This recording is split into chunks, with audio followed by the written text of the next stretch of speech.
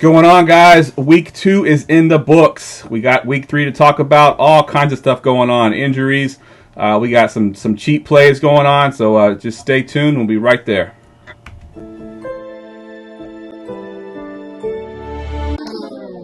Fantasy football, you dealing with the best. Keep it hype, authentic, this ain't nothing like the rest. With the Armchair Fantasy Show podcast, give advice for all the listeners to improve your stats. Yeah, we live on GoingFor2 Tuesdays and Fridays, this is what you want. Talking dynasties and daily drafts, and we just getting started, that ain't even the half. Yeah, so go ahead, tell your friends to join Going4 2, cause no one remembers the extra point. Hey, Going4 2.com, the Armchair Fantasy Show.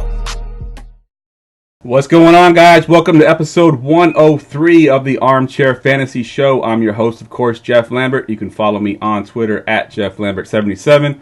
We're here every Tuesday and Friday night. Friday night is our DFS night. We are always live on Facebook, Periscope, and YouTube, and of course syndicated on all major podcast networks and streaming in the GoingFor2 app for iOS and Android. I am here, as always, with my usual co-hosts. I got Mr. Gerson over here. Gerson, how you doing tonight, man?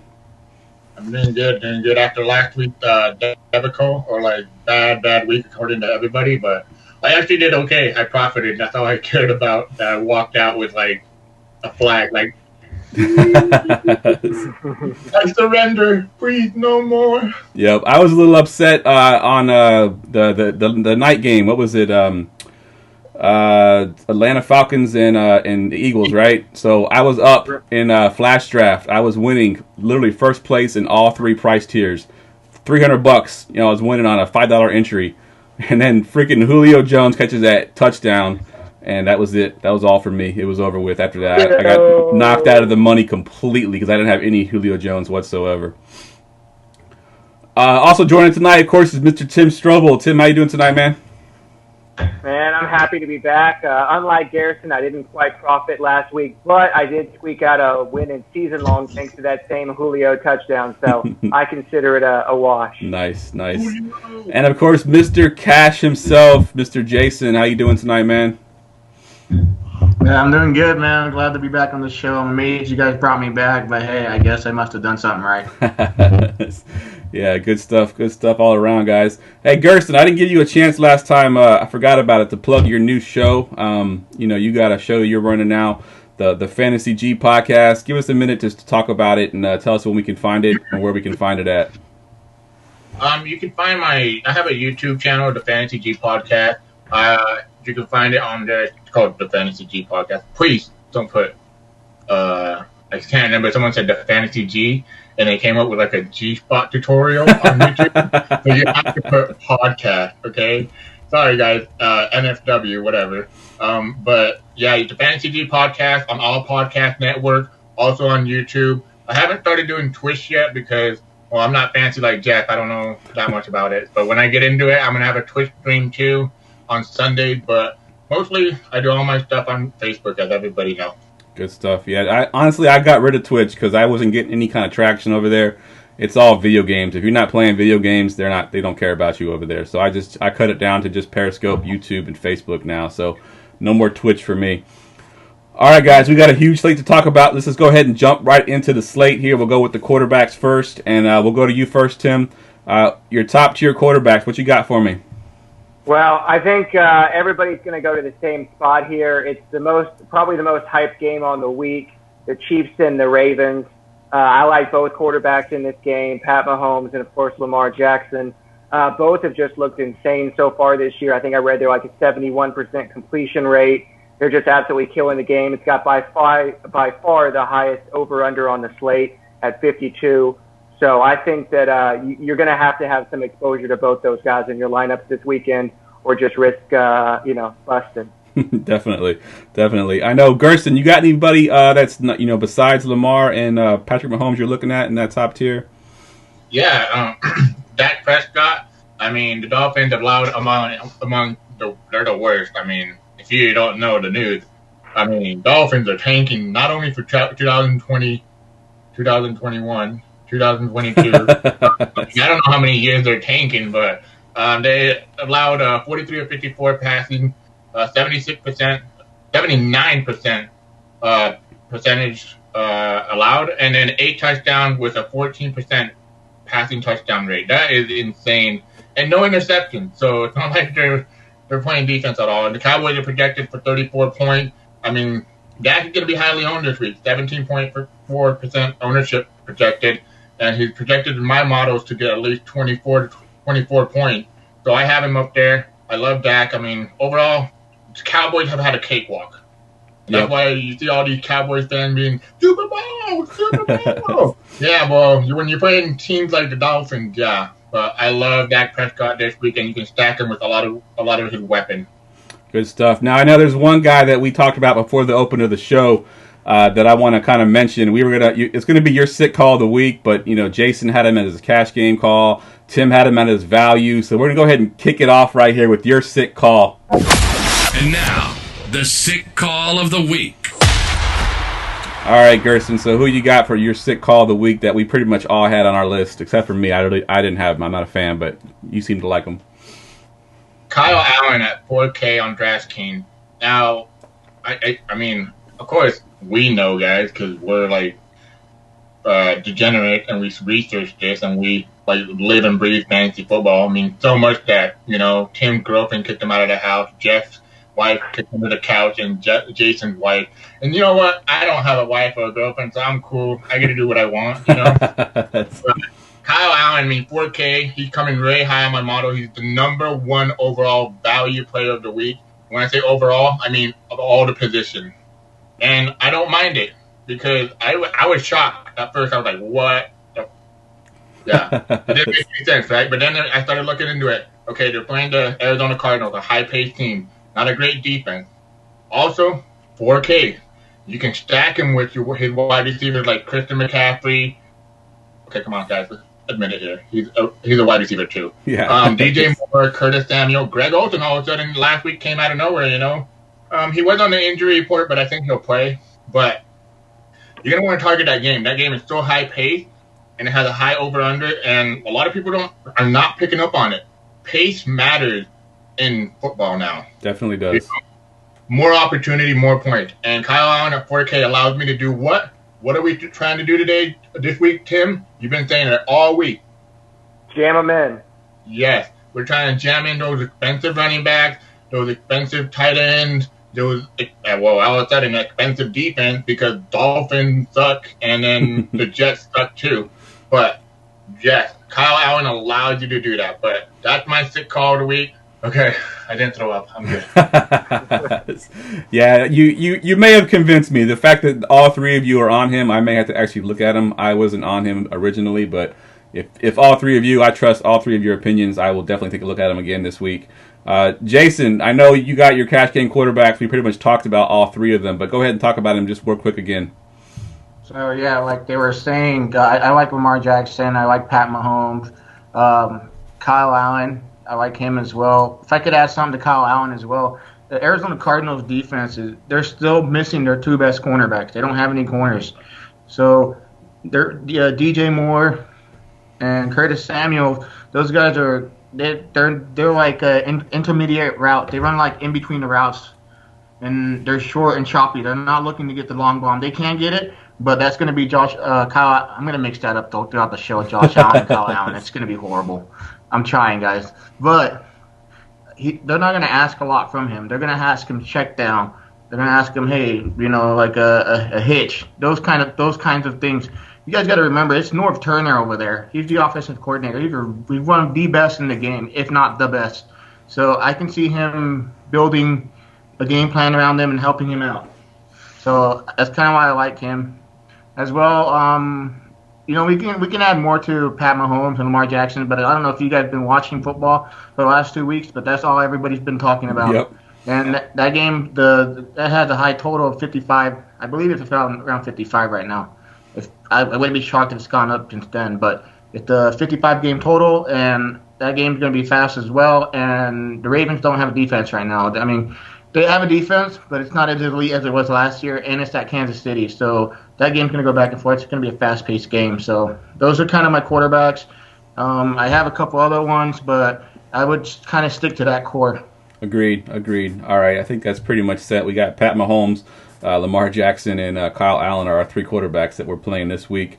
So I have no more to talk about. Y'all covered all of them, so I'm just going to go ahead and jump into the mid-tier. And my favorite guy in the mid-tier right now is Deshaun Watson. He's coming off a bad game last week, at least a bad fantasy game. So is DeAndre Hopkins, so is Will Fuller, all come off bad games. But they're going to the Chargers. Chargers are without both of their all-pro safeties. Derwin James, of course, is out for the season. And Adrian Phillips is potentially out for the season. They haven't actually announced it yet. He's out indefinitely. But more than likely he'll be out for the season. So that kind of opens up for Deshaun Watson to pick that defense apart. They still have Casey Hayward, but that offense is good enough that they can kind of avoid Casey Hayward and have Fuller go off. And I think D-Hop can still beat Casey Hayward no matter what. So Deshaun Watson is my mid-tier value that I like. And then Gerson talked about Dak already, so I won't touch on Dak. I won't touch on Dak. We'll go to Tim for some mid-tier players as well. Who you got, Tim? Yeah, well, one guy I like, I played him last week in cash. I'm going right back to him again this week, and that's Josh Allen. We saw your boy Jimmy G light up this Bengals defense last week, and I think Josh Allen's just going to go right back to it, man. I think, they're just terrible on the back end. They can't stop anybody. They're giving so much yards. I just think you can go right back to him at 5,900. I think he's still underpriced. He has rushing upside as well, as we've seen. So I think you can go right back to him. And then on the other side of Kyle Allen, you got to look at Kyler Murray. I think you can stack that game either way. I will be stacking it both ways. He's just, I think I read he was quarterback 12, and he hasn't even hardly run the ball at all. I expect him to run the ball a little bit. But there's just so much upside for Kyler Murray. I think you got to look there as well. All right, good stuff. I think we took all your mid-tier quarterbacks, Gerson. So go ahead and give us some of your value quarterbacks. Well, rude, first of all, Tim. About Kyler Murray, because I've been touting him the last 3 weeks. I hate that word, tout. So, I don't really have a mid-tier, so I'm just going to mention my value, right? Is that what you said? Mention your value? Yeah, just go ahead and jump into your values.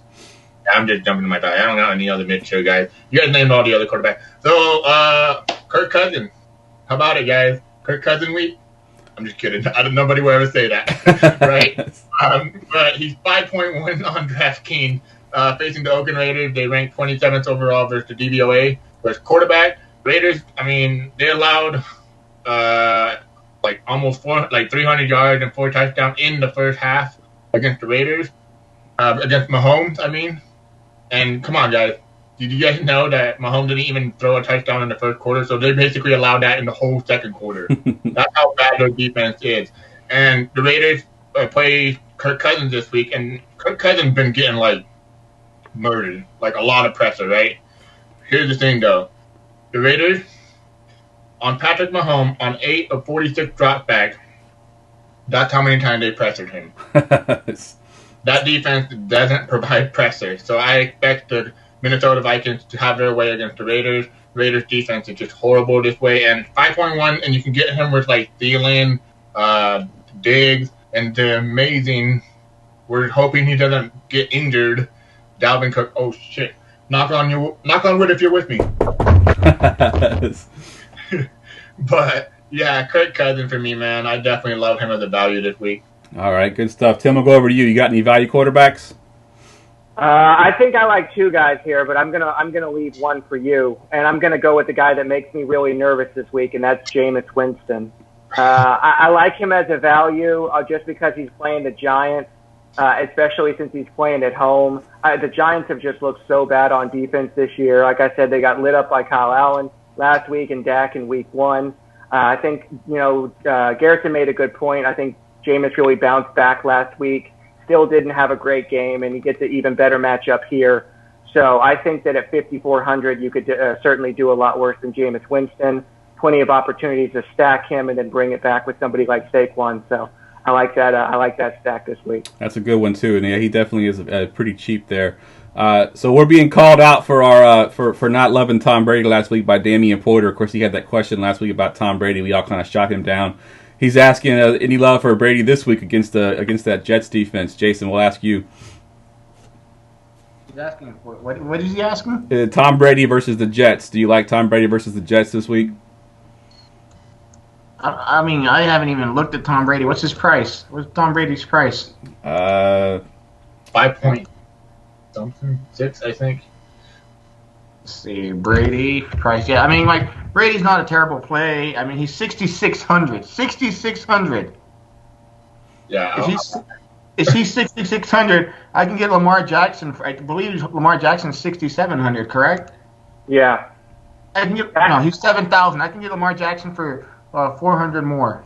I want a guy that can give me a higher upside. He can rush and throw. That's Lamar Jackson for me. That's where I'm going. All right.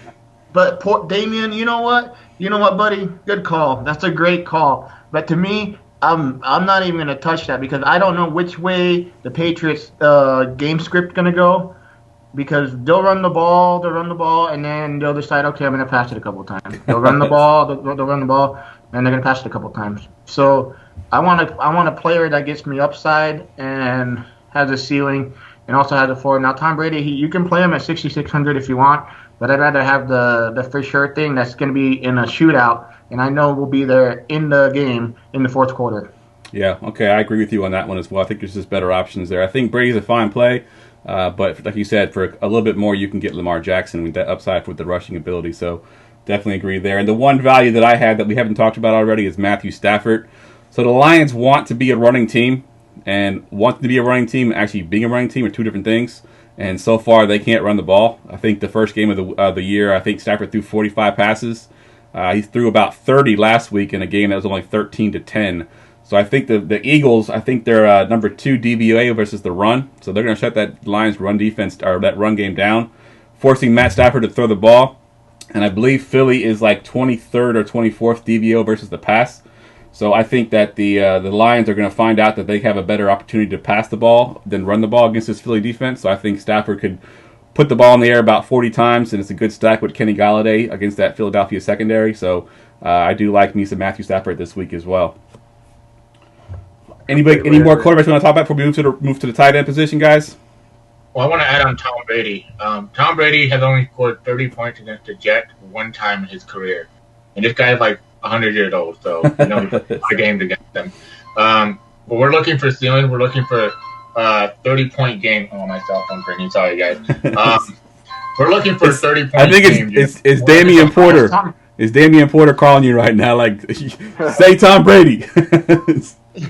You know, for a Broncos fan, Damien, you like Tom Brady a lot, buddy. What's the area? I do want to shout out Jim Brown in the chat real quick. He asked, what about Daniel Jones? Here's my thing on Daniel Jones. If he was 4K, like Kyle Allen is 4K, I'd be considering him. But we're talking about a number of quarterbacks that are only a couple $100 more that I think that are in better spots. So I think you may be able to get him at low ownership. But if you're going to play somebody in that range, if you're going to basically punt the position, I'd much rather play Kyle Allen. Yeah, I was all excited. I was like, oh, Daniel Jones. I was driving. I was like, oh my goodness, Daniel Jones. Let me check him out. 5,000. Yeah, I'm good. And that's the thing, though. Tampa Bay defense is a lot better than last year, guys. Yep. You guys need to know Todd Bowles has turned that defense around. Well, not around yet, but it is on the trend. So you guys got to watch you do watch football. I know that. Yeah, don't steal my thunder. I got the Bucs defense as one of my values, so don't steal my thunder on that one. Bring the lightning, bro. Bring the lightning. Lightning. All right, let's go ahead and move on to the tight end position now. And Gerson, we'll go to you first this time since we all took your quarterbacks the first time around. Give us your top tier tight ends. It's okay, guys. I forgive you. Travis Kelce. I mean, it's just a game going to be so fun to watch. I'm going to watch it, and I'm going to target all the wall. I'm on both sides of the ball. Travis Kelce, the Ravens have allowed 195 yards and a touchdown through 2 weeks, while a touchdown is not like one touchdown, okay. But it's only 2 weeks, guys. But 195 yards, that's something to look at for a tight end position. I mean, they did face the Cardinals and Dolphins. I mean, it's just like, but it's just, I'm sorry, 195 yards, that's what Kelce has, not what they allow. What Kelce has. But the Cardinals and Dolphins is what the Ravens face at tight end. While they might have like a good defense first tight end on paper, they're really no competition. But they allowed a rather high 70% against completion rate against tight end, 8.25 yards per target. And Kelce, as we know, he gets those long. That's why he gets more 15-yard completions than anybody I know. Tony Jefferson is who the Ravens trust to cover the tight end, and he has a 107.4 quarterback rating allowed to tight end. That oh wow, dude. Travis Kelce, Mahomes, yeah. Nice. And they played each other last year, and Kelce had a pretty good game, not a bad game. But I'm going to target this game. It's going to be higher pace. The Ravens are number one in, I think, most plays ran in the season, and Patrick Mahomes. I mean, when they need to put the gas on the pedal, you bet your ass they can do it. So I love Travis Kelce. I'm going to pay for Travis Kelce, and I'm more of a guy that never paid for tight end, right? But Kelce, he's like a wide receiver. He's worth it this week for sure. All right, Tim, I think you only had Kelce written down for your top tier as well, so I'll talk about one of my guys here. Zach Ertz, I think we saw last week what he was without Alshon Jeffrey and without D-Jax, both expected to be out this week as well. So I think he had 16 targets last week with them out. Unfortunately, did not get a touchdown, but I think he gets those 16 targets again this week. And I think he gets a little bit more red zone work as well. So I think in that game, I think the Lions and Eagles, I believe, is a 49.5 over-under, which is a pretty high over-under. I think Zach Ertz can definitely be a nice play there as well. Jason, let's go to you. What are your cash game tight ends this week? So the players that you guys both mentioned, I like both of them. I really do like Zach Ertz a lot, though. I'm pretty sure he's going to be in my cash lineup for sure. Just like you said, Jeff, he had over 16 targets, 8 receptions, 72 yards last week. He also got a 2-point conversion, which shows that he's being looked at in red zone. I don't know how to say this guy's name, but Dallas Goedert, he might be ruled out. He didn't practice yesterday. Also, Miles Sanders is there, but also like you said, Jeffrey. I think Jeffrey's questionable now. I think that's the update we got today. Yeah, I think there's a chance he might play. Yeah, Deshaun Jackson's definitely out. But to me, it reminds me of last year when Carson Wentz just kept on going back to Ertz over and over and over and over, and Ertz is looking for the ball. Right now, Wentz, he's not worried about throwing it to other players like J.J. Arcega-Whiteside or what's that? Holland Max, is that guy's name? Mac Hollins. Mac Hollins. Yeah, he's not worried about throwing the ball to them. He'll hit him, but he knows who his go-to guy is. It's going to be Zach Ertz. Zach Ertz, that's 5,700 on DraftKings. He's my other player, or our other player, I guess I should say, Jeff. But if I'm looking at another tight end, I'm probably looking at George Kittle. I like George Kittle. I mean, this guy's got to pay off, right? Like, the last 2 weeks, he's just done nothing. The first week, he got 2 touchdowns called back. Last week, he didn't do anything. So I'm hoping this is the week where he goes under-owned a little bit. He's 5,600 because everybody's going to be looking at the top. They'll be looking at Kelce and Ertz, and I like Kittles a lot. So I'm hoping with him being at home, he'll play a lot better, and they got to find him in the red zone, man. They just do because Dante Pettis with his, one play a game, is not going to work. So hopefully they get it to Kittles, and I like him more for GPP than cash, but like I said, the cash games are the other 2 guys, Kelce and Ertz. That's where I'm going at. Yeah, I think Kittle was hurt last week. Again, I'm a Niners fan in case you didn't know. Kittle was hurt last week because the game was just such a blowout, and the Niners were doing whatever they wanted to in the ground game. I think Jimmy G threw like 18 passes the whole game because, they were averaging like 5.5 yards per carry on the ground. There's no reason to even throw it. So that's why I think that Kittle kind of suffered a little bit there. But, Tim, I got a question on Facebook that I wanted to ask you. So I guess there's a chance of rain 2 to 4 inches in Kansas City this week. Any worry with that passing offense and the rain there in Kansas City? Not really. When it comes to rain, or when it comes to weather for me, the big factor is always wind. From looking at some early reports, it doesn't look like the wind is going to be very heavy. It does look like there's going to be some rain, between light to moderate rain. But like I said, I really only get concerned when the wind is really high. I think it actually can benefit the offense a little bit because obviously they know where they're going. And what I was going to say about Kelce is my number 2 overall tight end in terms of value. So I have a gap like that big between him and the next nearest guy. I'm not really on Ertz this weekend. I think last week's performance was very matchup based. Atlanta gives a lot of points over the middle of the field. So I'm either going to pay up for Kelce or pay somebody in the mid-range. Speaking of mid-range, I like Kelce even more because of the rain than I did before. Speaking of mid-range, Tim, what are your mid-range tight ends? Well, he's questionable, but probably one of my favorite plays this week is Mark Andrews. This guy has just gone off 2 weeks in a row, and they haven't raised his price enough, in my opinion. And traditionally, I usually always play tight ends against Kansas City. Again, they give up a lot of points to that position, and so I think that the combination just works out really well. As I also just said, with the rain expected, I think there's going to be a lot more short passes, which I also think really favors Mark Andrews. So I think that I'm going to be playing one of the tight ends from that game or both tight ends from that game in a lot of my lineups. All right, good stuff. There is one more tight end that I wanted to mention. I don't know if he's kind of on that borderline between the top tier and the mid tier, and he was mentioned in the Facebook chat as well, and that's Evan Ingram. I think that we saw in preseason a little bit, Daniel Jones, kind of favored Evan Ingram a little bit. I think also just being a young quarterback, the middle of the field is definitely where they kind of spend most of their time looking because it's the easiest pass to make. So Evan Ingram could get a lot of targets this week. I think he'll go under-owned because of the guys that are above him that are so, the Travis Kelce's, the Zach Ertz, the George Kittles, that are all more popular plays. Even Mark Andrews, which is a little bit cheaper than him. I think Ingram is the sort of the sneaky one that might not be as highly owned, so I think he can be a good play as well. Gerson, we haven't heard from you in a while. Let's get to your value tight ends. Well, you're not a value. I'm just a mid-tier tight end, so I'm gonna say it. And I heard some hate already on Facebook. I see you. But guess what? You're gonna do it again. Wanna be a baller, shot caller, 20th play on the Impala, caller. Yep, Darren Waller. I'm going right back to him again. I mean, I look for target, I look for volume, and Darren Waller got 7 of them last week. He got 6 receptions for 63 yards. Overall, I mean, the Raiders are gonna have to catch up in this game. I mean, they're not gonna go ahead. Trust me, they're not gonna do that all year. They suck. But Darren Waller and Tyrell Williams got hurt for a little bit. He doesn't look healthy right now, and they even put him on an injury report, and he's still I think that's gonna hurt him a little bit during the game. And I just like Darren Waller. He's still priced at 4,300. 4,100.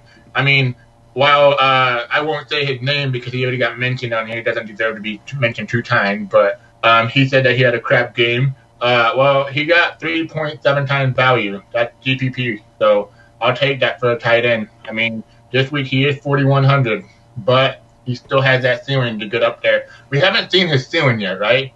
We've seen his, just 12 points, 14 points. I'll take that from a tight end, Yep. I mean, better than getting a 0 from, what's his name, Vance McDonald in week 1. But, yeah, it's just Darren Waller. Another guy, just shortly mentioned it, I have to mention it, is Greg Olsen. We already mentioned him earlier on, but what do rookie quarterbacks do? Safety blanket, right? Tight end, Yep. Running back. I mean, Greg Olsen, he turned into a vintage Greg Olsen from Chicago Bears in the early days of Carolina Panthers. 20 points, DraftKings points, 9 targets, 6 receptions, 110 yards. Yeah, I definitely like him for his price. 3,700. It's pretty cheap. Is anybody going to mention O.J. Howard? I have him on my list, but as my value. Yeah, go for it, Jeff. I want to hear this. So O.J. Howard, basically this is like the week that he's either going to do it or it's just give up on him. I think that against this Giants defense, he has to do something. He's gotten no targets. I'm playing sort of the squeaky wheel narrative here where, they've been talking about him, why he isn't getting the ball. He's literally had 0 targets this whole season so far, which is ridiculous to think of someone that talented gets 0 targets. So I think that Jameis Winston hears that talk in the media, and he finds a way to get him the ball. I think Arians finds a way to get him the ball as well. If that happens, obviously, at his price right now, he's a huge value. I think on the flip side of that, if he doesn't do anything this week, we can pretty much write him off. I think that this is the week he's going to blow up or not. And I think that if it doesn't happen, then pretty much after that, I want to see it to believe it after that. If it doesn't happen, I'm going to cry. Because I drafted him in the 5th round in so many leagues. I am going to cry. So it better happen. Bruce Arians said that balls are going to go his way. So hopefully they do. And I'm just begging, please. But hey, he's 3,800. That's really cheap. Yep. I mean, you only need him to get you 10, 12 points. He'll pay off value. So I like that call, Jeff. We know that New York Giants cannot cover tight ends. So if there was ever a week, this is it, man. Jason Witten scored on him. Yeah. Old man Witten. Hey, he scored 2 games in a row by some miracle. Some miracle, exactly. Gerson, you had I something got you one wanted more to add? guy before we move on, if you don't mind. I think Gerson had something he wanted to add to OJ Howard. Oh, go for it. This is how we feel, guys. You guys ever seen that meme where someone pokes at you? Please do something. Please do something. Do something. Do something. All right, Tim, who you got? What's your last one? All right, so this guy I put on here, and I think he's more of a leverage play than anything. As we know in DFS, one of the biggest things is recency bias. A lot of people played T.J. Hawkinson last week and got burned. As you mentioned earlier in the show, the way you beat Philly is through the air, not on the ground. He's 3,500, and I don't think he's going to be popular with a lot of the other options that we've mentioned. So if you're looking for a leverage play, you're looking to do some Stafford stacks against the Philadelphia Eagles, I think that Hawkinson makes an interesting leverage play. I don't think much of the field will be on him at all. I do have one more guy I wanted to mention. This guy's touchdown dependent. He's the most TD dependent guy probably on the slate as far as tight ends go. He's a tournament play only. Don't play him in your cash games. But that's Will Disley, who caught 2 TDs last week. I think he's their red zone option. You know, they do have DK Metcalf there, who's a huge receiver, but I think Disley's like 265. He's 6'4". You know, he's a big, huge guy, and Wilson looks his way in the red zone. I think both his touchdowns last week were inside the 15. So Disley's a good upside play there, and he's pretty cheap. I think he's, 3,400 on DraftKings. So I think Disley's a good sneaky play as well. Big Montana, he's going to do it. All right. We got any more guys we want to mention before we go to a commercial break? Good, bro. All right, guys. We'll be right back with the running backs and the receivers. Hold tight. In the unpredictable world of fantasy sports, when all hope seems lost and chaos and confusion rule, one hero will rise.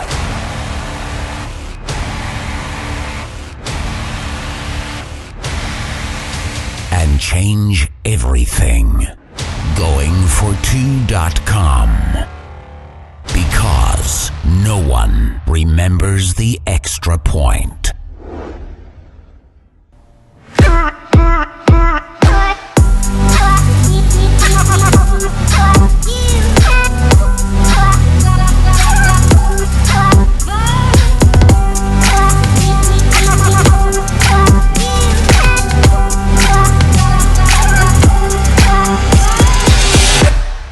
All right, guys, welcome back. I am here with Tim, Jason, and Gerson, and we are breaking down the slate for Week 3.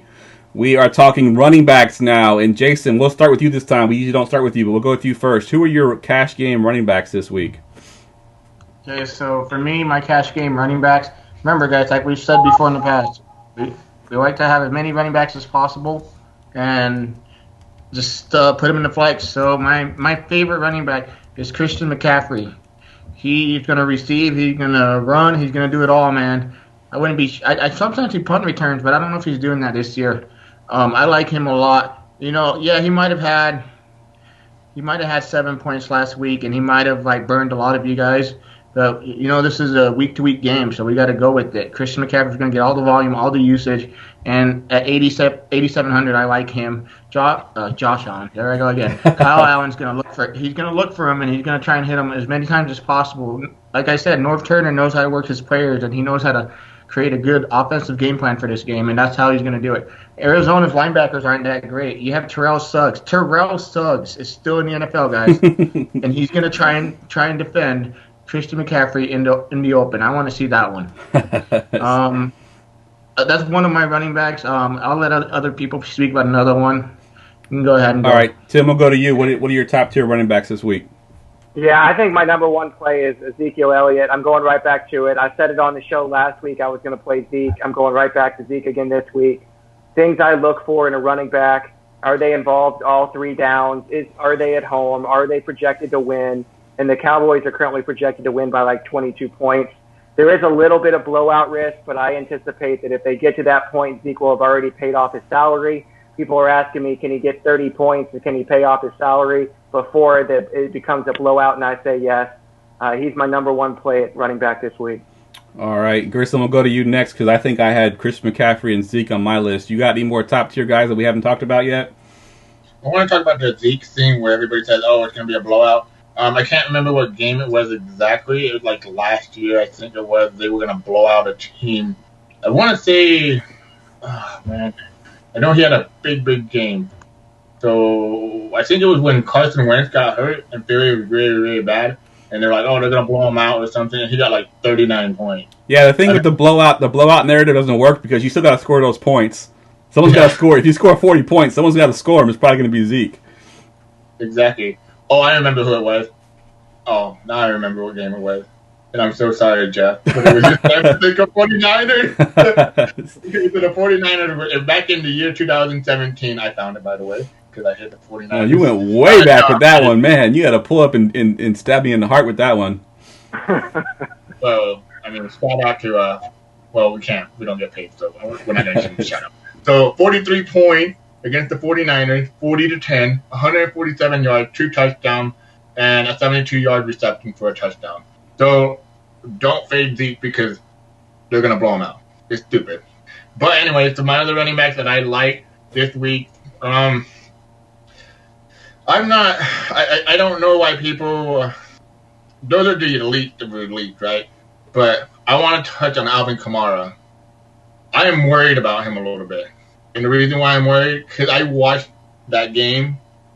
I didn't watch the game, but they were always on the red zone. You guys know when you watch the red zone in the afternoon game, there's like 2 games on the whole time, basically.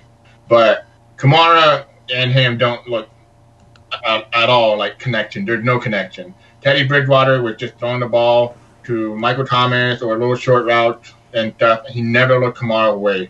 I don't know. I don't think the Rams had this in the game plan because he was open a lot. Yep. And Kamara wasn't getting the ball thrown to him. And it was very upsetting because the whole world owned him last week. But this is recency bias again. I mean, Kamara's price is $8,700, I believe, or what is it? Kamara, I just had you. Kamara's 8,000. Sorry, 8,000 against Seattle. While Seattle is I don't know, front seven is pretty loaded. But if you want to get Kamara low ownership, which they're projected right now at 3.6% ownership, and he breaks the slate and he goes off for 35, 40 points, you're going to regret it. Yep. I'm going to have some Kamara, but at 8,000, you should expect, you got to hold your breath. But if he goes off at 3% owned, which is what they have him projected for right now, he's going to help you win a lot of money. Also, if these top running back bust, this week is jam them in. Jam them in, everybody. Put them in. Put them in. But if Kamara goes off and he does better than all these running backs, you're going to be have a contrarian GPP lineup. Again, guys, I only play GPP, so don't listen to me for cash game advice. So, you can, but, don't come at me. All right, Tim, let's go to you with your mid-tiers. Well, I guess he's still kind of, another upper tier, but I really like him this week. It's Dalvin Cook. I don't know how we haven't really talked too much about him, but good call. I mean, if there's anybody that's a guarantee in DFS right now, it's Dalvin Cook. Last week, I kind of had to eat my words a little bit. I said I didn't really want to play anybody from this game, and if I did, I wanted Thielen. Obviously, the play from that game last week was Dalvin Cook. I just absolutely tore up my Green Bay Packers, and he's averaging 20, 25 touches a week. He's 7,800. He gives you almost $1,000 discount over Zeke. So, the Raiders have been a little bit stingy to running backs thus far, but I don't think that they've really got a matchup like this one. So it's hard for me not to include him in that gym I'm in this week at 7,800. Good stuff.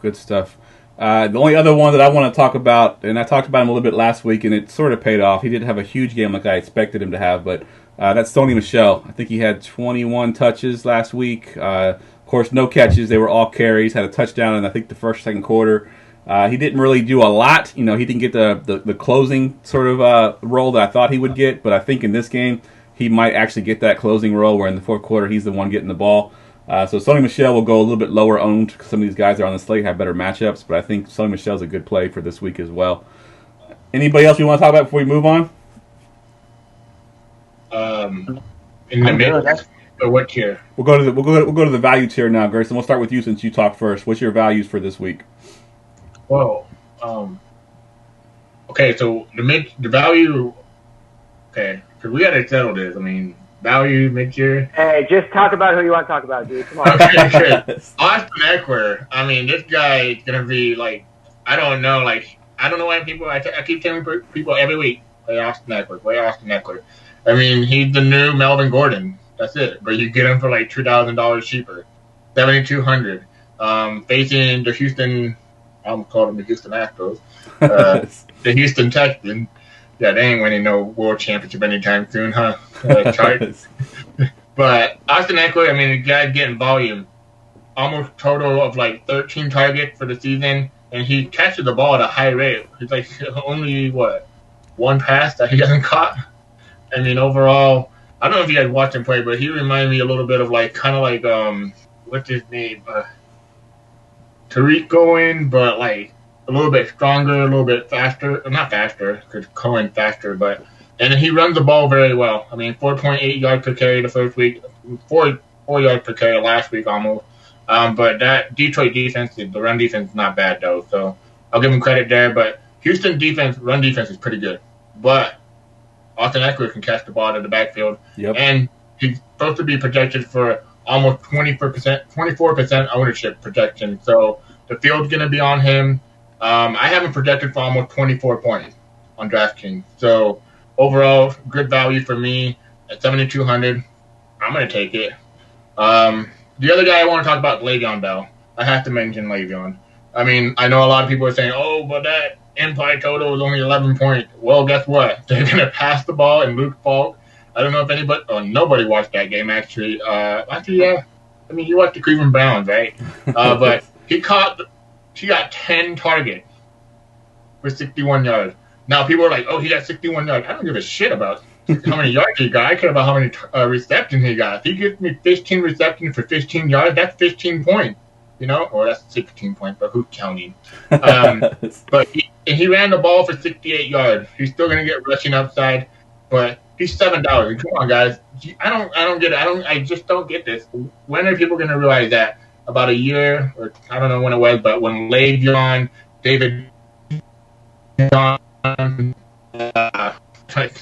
running backs in here that were like top tier running backs, and they have both upside both ways. But I think Le'Veon in this game, he can get you 10 receptions again. He's going to have to get you reception because Noon was out. Luke Falk is a check down guy. I saw it all in the last game. And he's not a bad, I'm not going to play him. Don't play him. But he's not like, I don't know, who's the worst quarterback we ever seen as a back. Well, he ain't no Teddy Bridgewater, okay? Because Teddy freaking sucked last week. Nathan Peterman, that's the best. That's the worst quarterback right now. Oh, yeah, he's way better than Nathan Peterman. I mean, it's not hard to be better than Nathan Peterman, but oh damn it, he's on the Raiders too. No, I love Le'Veon at this price. I'm gonna have a lot of exposure to him. I'm gonna try to go contrarian. I mean, his ownership is not high at all. I mean, 3.4% ownership projections. I'm gonna take that. Against New England, they're gonna have a lot of opportunities because New England either one, they're gonna score on them quick, two, they're gonna force turnovers, and guess what? Who gets the ball back? They do again. So yep. I love Le'Veon at 7,000. All right, Tim, this guy's been mentioned a bunch in the chat here. You got him on your list here. Talk about Devontae Freeman a little bit. Oh well, actually, I want to talk about one other thing first. And Damian Porter mentioned the report this week from Matt LaFleur that Aaron Jones is going to split time with Jamal Williams. I really think that's just coach speak. I think that they're going to continue with what they've been doing, which is bringing him in to spell him on some passing downs. I really like Aaron Jones a lot this week. I think it sets up as a good game for him. I would stack him with the Packers defense because I think that sets up as a good stack. So I actually really like Aaron Jones this week. And then you mentioned Devontae Freeman. I think this also sets up as a good spot for him. I don't think a lot of people will be on him because he hasn't really done much this year, but I think that this sets up a really good game, for him. I think this could be the one where he breaks out. So at 4,900, he's going to give you, a savings over some of the guys we've talked about, and he's got plenty of upside. We've seen him do it before. This Indianapolis team, I think, will give up some points to him in the middle. We saw Austin Eckler get a ton of yards through the air last week. I think we could see a similar performance from Freeman this week. Yeah, I think I just looked it up. Indy's DVOA versus the rush is they're ranked 30th, so you can't get much worse than that. So I think that Freeman's got a breakout game coming here. and everyone will kind of forget about his first 2 games where he struggled a little bit. So yeah, I definitely like that one as well. Now there's two.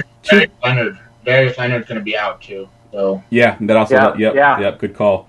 So there's 2 guys that me and you have, Tim, that are kind of conflicting here. Go ahead and talk about Breida first, and then I'll talk about my guy. Well, I think that you can really go either way here. There's really not as much of a gap in their prices this week, I think, as there was last week. So I think you can really look at it either way. I think that they kind of pulled Matt Breida last week because they got ahead. But he was averaging 10 yards a carry last week. Crazy. Now, it was Cincinnati, which we know is one of the worst DVOA teams in the league right now.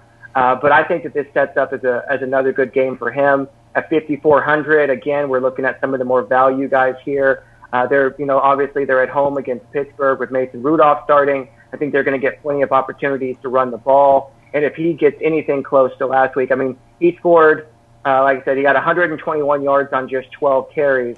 I don't think he'll see that kind of yards per carry average this week, but I think he'll also see more volume. So I could easily see another 100-plus yard week from Matt Breida. Yeah, I definitely agree with you. I think Breida's a good play, and also I like Mostert. I know last week he was my sick call of the week, and I think he had 24, 25 DraftKings points, so definitely paid off for me. So I definitely love me some Mostert this week. I think he's a preferred passing option, which is why I like him a little bit more this week than Breida. We saw last week they threw that little screen pass to him. I think that this week, as long as it's a closer game, he'll get more of those dump offs and screen plays than Breida will, and I think that kind of boosts his value, especially over on DraftKings with the PPR nature of DraftKings. So I'm a little bit more on Mostert than I am Breida, but you can go either way with those guys and be fine. All right, we got any more values we want to talk about here? Anybody else we haven't talked about yet? I like David Johnson. I mean, I'm not saying he's a cash game play. He's 6,800. This game's going to be fast. It's going to go back and forth. So, Carolina and Arizona, they're both ranked first and second in most fastest pace in the league right now. They run the most plays, and they do it fast. I mean, I think it's like 22 seconds each play. So in 22 seconds, they run another play, and that's what I like that's what I like to hear when you are playing a game like what they're going to play, and it's going to go fast. He's 6,800, like I said. He can catch and run. It's going to be his breakout game. He's going to be comfortable. Kyler Murray got 19 points without a touchdown last week. 350 yards. He's going to look. And David Johnson was out for probably 3/4 of that game. And I think this week they're going to try and get him involved, especially because the Carolina Panthers have a pretty good defense. They have some solid corners, but one of their biggest weaknesses is at linebacker. Yep. And I believe that David Johnson's going to get a huge workload. I think this is his breakout game for this year so far. And at 6,800, they're not really talking about him a lot, and I like him a lot. So I think he's going to be a good play. We just have to see what Cliff does and what adjustments he makes, because he has made some questionable adjustments and it hasn't worked out his way. He seems like he's a little behind, but I think he's starting to get caught up on the NFL style of pro offense that they run. Yep, I agree. And there was a guy mentioned in the chat that I had written down, but we've been on running back long enough, and it's Chris Carson. I like Chris Carson this week as well. I think he's a really good play. He gets plenty of volume, and I think that game will be a slower paced game where he can get sort of those touches. So Chris Carson's a good play as well. But we've spent enough time on running back. Let's move to the wide receivers. And Tim, we'll go to you first. Who you got for your top tier receivers? Yeah, I mean, the first guy on my list, we mentioned him at the beginning of the show. I'm going right back to him again this week, and that's Julio Jones. At 7,300, I don't think that they priced him up enough. He got kind of a benefit of that night game, where the slate had already come out. I know a lot of people are going to be on Keenan Allen. We're going to talk about him in a minute. I'm not saying in any way that he's a bad play, but I think that $300, I'd rather have Julio in this game. I'm going to have exposure to both of them, but I just really think it's a great spot for Julio, so I'm going to have a lot of exposure there. All right, good stuff. Gerson, let's go over to you. Who do you got for your top tier wide receivers? First of all, Tim, it's like this. Julio! Don't be Julio. Kidding, Tim. Much love, Tim. I know you can't tell because you got your apartment, okay? I know. I love that apartment floor. I don't know if you moved or not, but that apartment floor, I passed out like a baby. Anyways, I do want to mention something. I know you said we're moving on to wide receiver, Tim, Jeff, but Darwin Thompson, guys, if Damian Williams, he's out. If LaShawn McCoy all of a sudden tries to test out that knee, that he's a little old grandpa and then suddenly can't play, Darwin Thompson will be the chalk play, Agreed. But Good call. Wide receiver. Obviously, DeAndre Hopkins has kind of let us down, right? He hasn't done that great. I'm going to target him. I'm going to go back to him, and he had 3 tough matchups. Now this week he has another tough matchup. Well, they say so, but in my opinion, I don't think Casey Hayward is that elite of a cornerback. I think he's good, but he ain't going to cover DeAndre Hopkins. And that's the thing this week. Everybody wants to go jam him in, right? If you're going to pay up for a wide receiver, because there's a lot of value at wide receiver, it's going to be tough to make a choice. Julio, Keenan Allen, or Hopkins, And the crazy part is these guys aren't, priced up like elite wide receivers. They're priced up like mid-tier, high-tier, mid-tier, I don't know how to say that, because they used to be priced up like, I don't know, OBJ was priced like 8,900 first week one, right? Yep, I think so, yep. I mean, when Antonio Brown used to play, now that he's I don't know, he went to the, what do you call it, where those psycho people go to the Institute? That's where he's at right now. But he's no longer with the Patriots. But DeAndre Hopkins, I mean, this guy is going to get targeted. 13 targets, 8 targets last week in a tough matchup against the Jacksonville Jaguars. But overall, I'm going to target him. I'm hoping that I get him at low ownership. If I can get him at 8 to 7% ownership, and right now he's projected at 8%, and he has a great game, I mean, we're going to be looking pretty. And this Chargers game could be a sneaky shootout. Both teams can score. Yep. So definitely love DeAndre Hopkins as a higher tier. But Julio, count me in, man. Count me in. And in all fairness to D-Hop, you said he's been letting us down. He had a pretty good week 1. He had 34 fantasy points in week 1. It's just week 2 that he killed us on with those 9 points. So if you paid for him last week, I apologize. He was in my stacks last week, and I played it, and I hated it because it was terrible. So I apologize for that one. I do it. The reason. All right, Jason, there's one guy that we haven't talked about, and I know he's probably in your cash lineup, so we'll go ahead and just talk about Keenan Allen a little bit, and anybody else you got in your cash lineup. Yeah, man, I love Keenan Allen. He's my favorite. Like, you guys, you've known this. I said it last time. He's like I have a crush on that guy as a wide receiver. I draft him everywhere. I play him everywhere. But the reason why I like him so much is that's Philip Rivers' go-to guy, man. He looks at him, and he throws him the ball over and over. And Keenan Allen, last week he got his 29 points, right? 100. Now this week he's cheaper. He's 7,000 against Houston. Please tell me who are Houston's cornerbacks? Exactly. We don't know who they are. And even then, Houston, they aren't that good. They've allowed a lot of receptions to elite wide receivers. Look at Michael Thomas, week 1. Michael Thomas got like 120 yards, 13 receptions, I believe.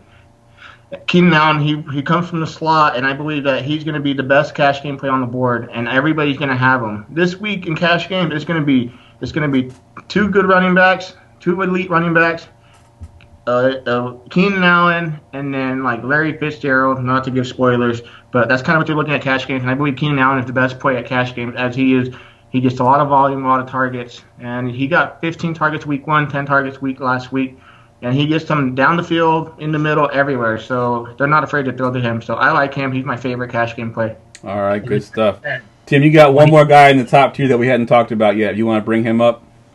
Yeah, I do. I mean, like he just mentioned, Allen's going to be very popular, and for good reason. But I just want to give a little round of applause for DraftKings for finally admitting that the number 1 in Tampa Bay is Chris Godwin and pricing them appropriately. He's only $100 less than Keenan Allen, so I think that there's going to be a lot more ownership going toward Allen, and like I said, rightly so. But I mentioned earlier I like Jameis. I'm going to have some stacks with him, and I'm definitely going to be having Chris Godwin in a lot of those stacks. I think he makes a great play here, and I don't think he'll be nearly as popular. All right. I think I'm on the opposite side. I think Godwin is a good play, but I actually like that Mike Evans is now cheaper than Godwin because now I want to play him against this Giants defense. Mike Evans has always been that big play guy, and they've just missed on a few big plays. I think he was like second, maybe he might have been first last year in yards per catch. And I think this week they find a way to connect on those long passes. And I think Mike Evans can have 3 catches, 100 yards, and a touchdown, and Godwin can still get his as well. I know we're kind of giving this Bucs offense a lot of credit. We've already pumped up O.J. Howard, Mike Evans, Godwin, but this is the Giants defense. I think they all can have good games here and be fine. So I think that Mike Evans is a good tournament play only. I wouldn't play him in cash. He's the kind of guy that might get 3-4 catches only, but he's got to break one for the end zone. So he's a guy that I'm definitely looking at in that mid-tier as well. And Gerson, we'll go to you for your mid-tier guys. What you got for your mid-tiers? Wait, who are you? You just like dissed Mike Evans. I didn't diss Mike Evans. I said he's a big player receiver and he's cheaper than Godwin. Why wouldn't you play him? Oh, well, okay, I'm gonna say, man. Wait, am I hearing this correct? There, kind of like someone else. I have him in Dynasty and he's disappointed the last 2 weeks. Luckily, I'm still 2-0 because my team is stacked. But this week will be the week that he breaks out. Jeff, I wouldn't be shocked if he's your phone back wall. Man. All right, so yeah, I mean those were all good plays. I think this week though, I mean, I've been touting these guys like the last 2 weeks. I'm going right back to it, and I'm going to mention both of these together because they belong together. Like that one song, "We Belong Together." Yeah. All right, Gerson, no more singing. That's it. You're done. No more singing. Larry Fitzgerald and Christian Kirk, high pace. That game's going to be very, very popular for me. Grandpa has done it through 2 weeks, man. Fitzgerald is on pace for 192 target. Woo! No, I'm just kidding, guys. Not 190. He's not going to get 192 target. But the Panthers have allowed 18 of 18 passing when receiver/tight end line up in the slot. I mean, that's one of the weaknesses in their system. I have bad news for them. Fitzgerald and Kirk both line up in the slot most of the time. And when I say it's crazy because I had to read this 2 times. I'm like, wait, they run like the 4 set wide receivers and they have slot receivers almost 50% of the time. Like all time. There's always a slot wide receiver. And it's either Kirk or Fitzgerald. So they're going to eat. I mean, they combined for 20 or 33 receiving and 296 yards and a touchdown. I mean, they're reasonably priced too. They're really, really cheap. They're good value. I mean, overall, facing this defense, I'm excited to put both of them in with my stack with Kyler Murray and David Johnson, Fitzgerald, Kirk, whoever you want to play, with him. But overall, they're still right now. Fitzgerald's projected ownership is 15%. Christian Kirk is projected for 11%. I mean, that's pretty high for 2 wide receivers that are pretty on the same team too. So 5,000 and 5,100. I'm gonna be all over those 2 guys.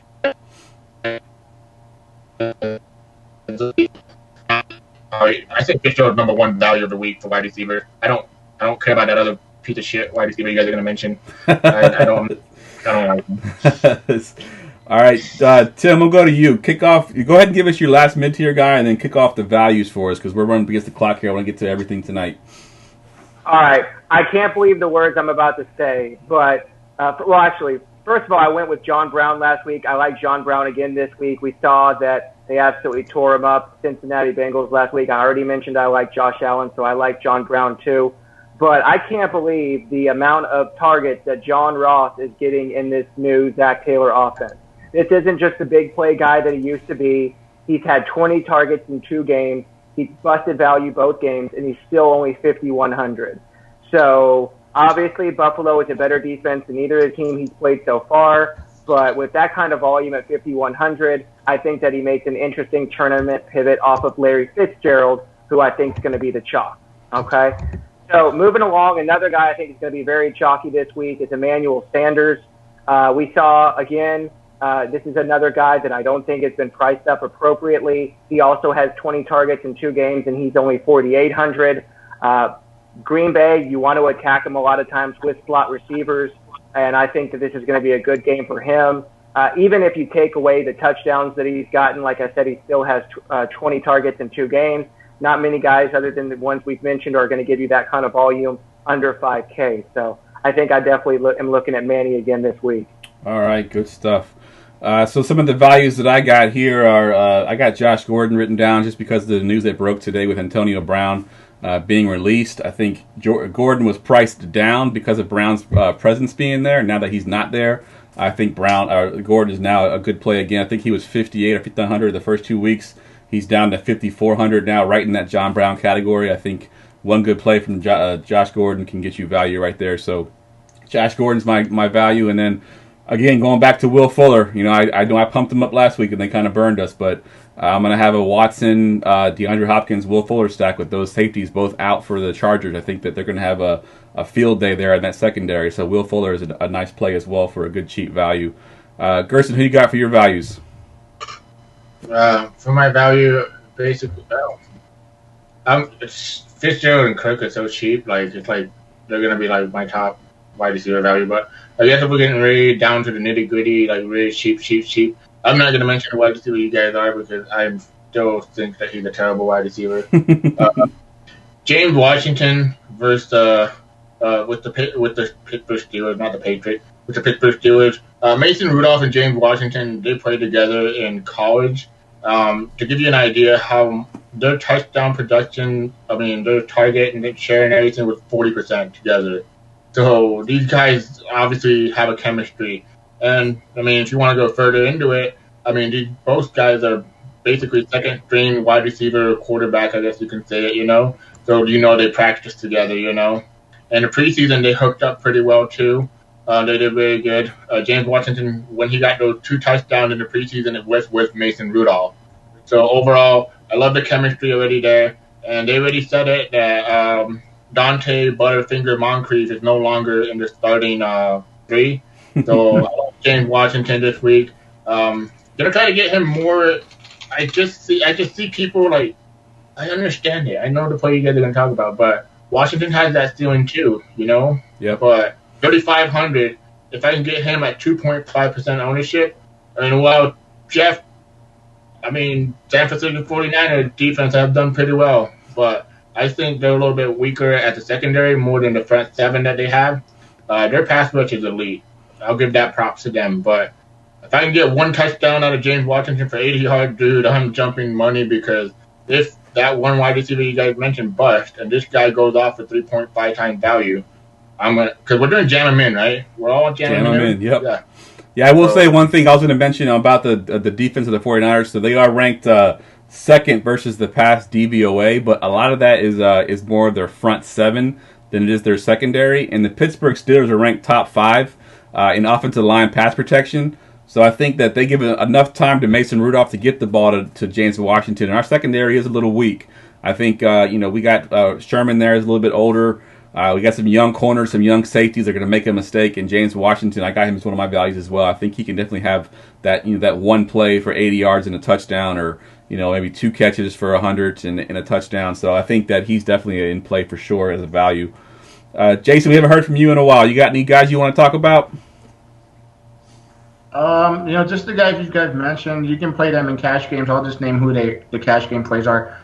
Christian Kirk, Larry Fitzgerald, Emmanuel Sanders. Those are some cheap cash game plays. Nelson Aguilar. I'm a little sketchy with him about his. If Jeffrey plays, it's going to change a lot of things for me. So we'll see on that one. But those are the main players that I like a lot. I don't think I have any other ones on my list. No, that's pretty much it. All right. I had John Brown, but I don't feel like he's more of a GPP play than he is cash games. Agreed. So that's pretty much all I got for you, Jeff. You guys are on point with all these other players. I'm excited to play wide receivers this weekend because it's going to be lit, and I'm so excited, man. Now, Tim, you got a couple guys on your list that we haven't talked about yet. One of them I love, Mr. Manny Sanders, and you got somebody else too. Talk about those 2 guys. Yeah, Michael Gallup is out for Dallas Cowboys this week, so I really like Devin Smith. We've already talked about Dallas's huge team total against Miami Dolphins. They obviously are the worst DVOA team in the league right now, and he's only 3,400. He did catch a long touchdown last week, but I expect him to get more volume with him being going to play a higher volume of snaps. I also think he will be popular. So as a GPP pivot, I also really like Philip Dorsett. Obviously, with Antonio Brown no longer there, I expect that he's going to be that 3rd wide receiver that's going to slide in besides Josh Gordon and Julian Edelman. Obviously, we know he's very touchdown dependent, but I think that they both could see, 4 or 5, maybe even 6 targets. And if they catch a long touchdown, it's easy to pay off that 3,400 price tag. Definitely. What about Manny Sanders? Talk about him a little bit. I love me some Sanders this week. Yeah, I talked about Manny earlier, but I think, like I said, that you attack Green Bay in the slot. They're going to have old man Tramon Williams playing mostly in the slot this year, so I think that's where you want to attack Green Bay. So I think I expect Green Bay to get ahead in this game. I think that they're going to have to, play catch up, and so I think that really suits for Emmanuel Sanders. All right, good stuff. All right, let's go to the defenses. We'll be this real quick because we are up against the clock on this one. Gerson, we'll go to you first. Give us one of your defenses this week. So no one's going to mention Nelson Aguilar. Jason talked about him. Jason talked about him. Okay, I'll let Jason take I talked about, but I mean, I just don't like. I don't like him that much, but you can play him if you want. Okay, Cowboys defense versus Dolphins. Always remember whoever faces Dolphins, that's who you want. I mean, the spread is 21 point, 13.3 total point for Dolphins. I mean, whoever plays the Dolphins, they get points. Patriots 37 points, Chargers 13 points. The one thing that really stood out for me was the 29th overall adjusted sack rate for the Dolphins. I mean, Cowboys are going to put a lot of pressure on the new and more beautiful quarterback. No, I'm kidding. The new improved quarterback, Rosen, over Fitzmagic.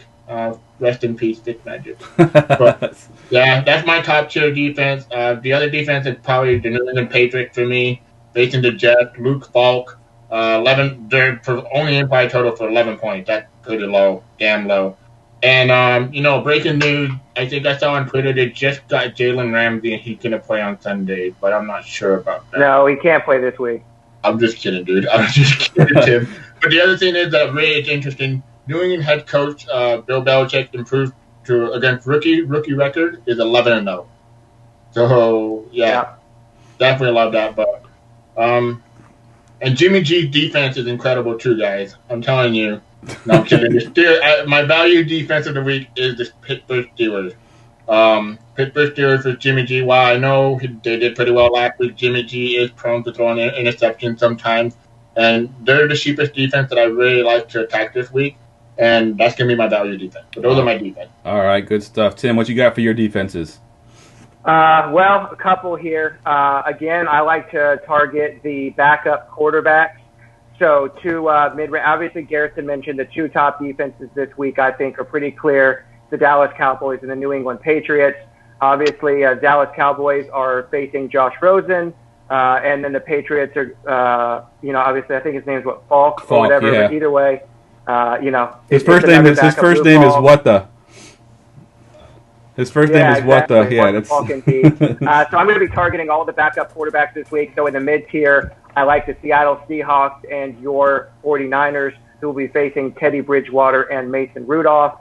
Now, both of them I think are fairly capable backups, but anytime I get the opportunity to play a defense against a backup quarterback on the road, I'm going to take advantage of that. So I like both of those teams in the mid-range. All right, good stuff. The only ones that we haven't talked about that I like are Buffalo Bills that were mentioned in the chat, going up against that terrible Cincinnati team. I think that they just showed last week what they're capable of. They do have some big playability there, but I think the Bills are good enough at the corners to shut those guys down. So the Bills is one of them. And then my value defense is the Buccaneers. Gerson mentioned it earlier about how good they've been, sort of sneaky good over the past couple of weeks. They had 12 points against San Francisco and then 9 points last week against Carolina. They got the Giants this week with the rookie quarterback making his first start on the road. Like Tim just mentioned, you want those guys playing against those rookie quarterbacks. So I think Tampa Bay is in a good spot there. Jason, who is the cash game defense? Is it the Cowboys this week? Are we paying up for the Cowboys in cash?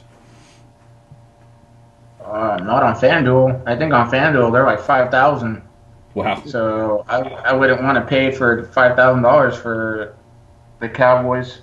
For me, my cash game is going to be the Chargers. I like the Chargers a lot. And I'm going to use the Chargers, and you can use the Patriots, but to me, I'm all about the Chargers right now, and they're at home. And I don't know if you guys have seen, but Deshaun Watson, he doesn't know how to get rid of the ball on time. And he takes forever. And that line, Joey Bosa is going to get to him.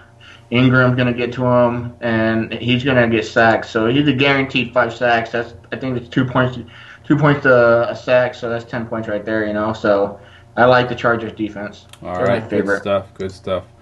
All right, I'm not going to hit the stacks drop, but we're about to get to our stacks. I'm going to get a shorter version of the stacks. I was supposed to do it this week, and I forgot about it, so we will skip the stacks drop, but we'll just get into our stacks. Gerson, we'll go to you first. Give us your favorite stack of the week. My favorite stack of the week is a contrarian stack. It's Kirk Cousins, Dalvin Cook, Adam Thielen, and Tyrell Williams.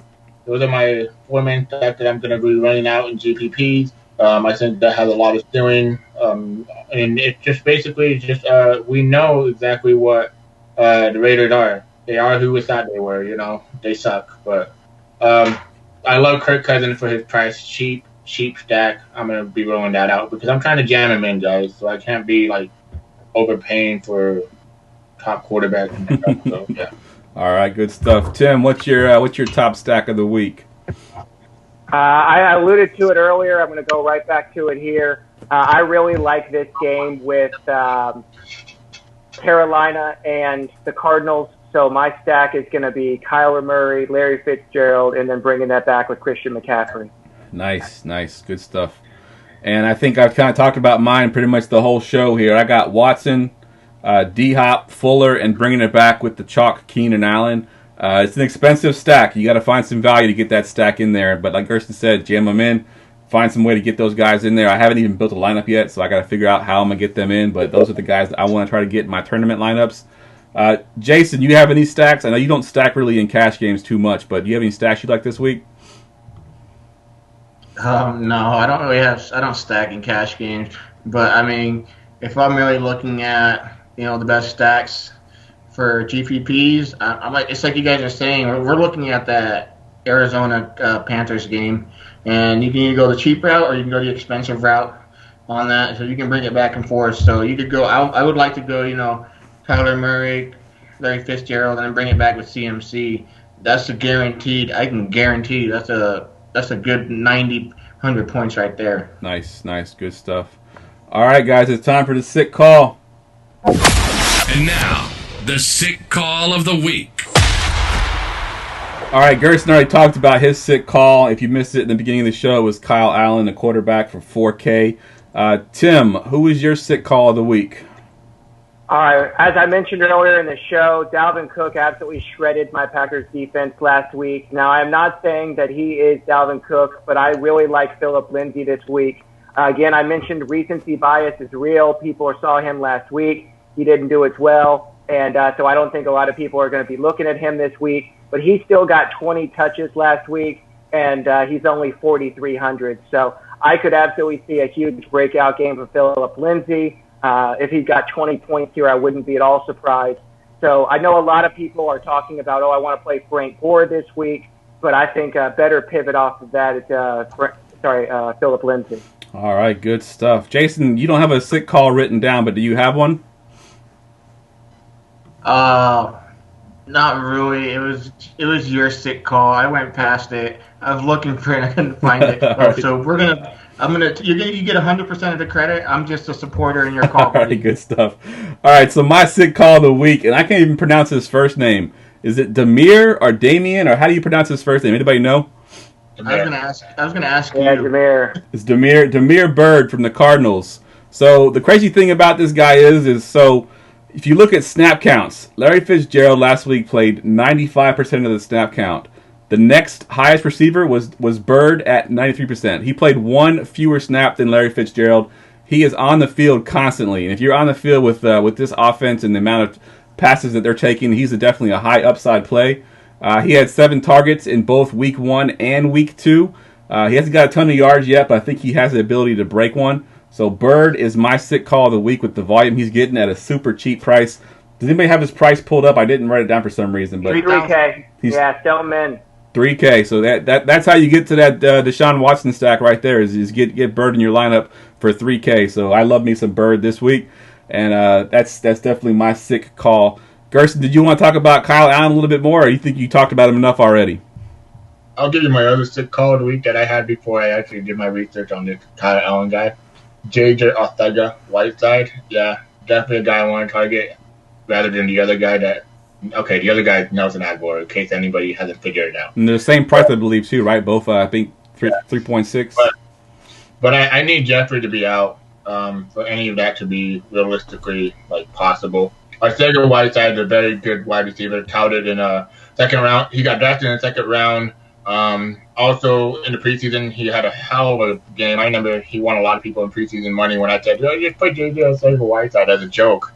And then he went off for 8 receptions, 110 yards, and 2 touchdowns, I think, or something like that. But he is a I think he's minimum value too. 3,500. 35. Yeah. 3,500. I mean, just contrarian, but honestly, guys, I'm sticking with my sick call of the week, which is Kyle Allen. So, but that was a guy I was on before until we actually got the news of Cam Newton and all that. Yeah, I think we all have one hit on our sick call. So I hit Mostert last week. I know Tim hit Gallup in week 1, even though we didn't have a show. He did have the sick call of Gallup. And Gerson, I know you hit yours last week, but I can't remember who you had. You remember who you had last week as your sick call? Yeah, Terry McLaurin, baby. Terry McLaurin, that's right. Terry McLovin, that's right. Yeah, we've all got one hit this week, so we're all tied 1-1-1. So this would be a good week to try to get some of these sick calls in there. All right, guys, let's quickly go around the room and get our Twitter handles. I know, Jason, you're not a big Twitter guy, so I won't go to you. But Tim, what's your Twitter handle? Yeah, Twitter @TODFS. That's KETODFS. Good stuff. And then, Jason, we can find you at the DFS Roundtable /Fantasy G podcast on Facebook, right? You do a cash game write-up each week? Yeah, man, I do that. And then also, I've been having more fun with posting the Chalk Talk for what's going to be Chalk, what's going to be GPP on there. We post a poll, go vote. It's fun. You can kind of give you ideas of who to play, who not to play, or who the crowd's on. So go look at that and enjoy it. Good stuff. And Gerson, where can we find you at, and when can we find your show? What nights?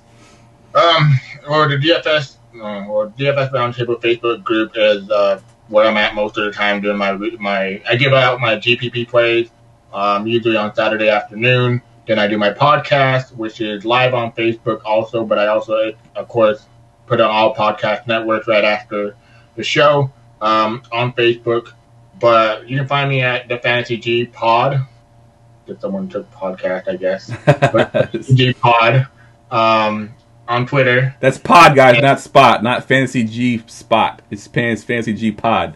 Be careful. Yeah.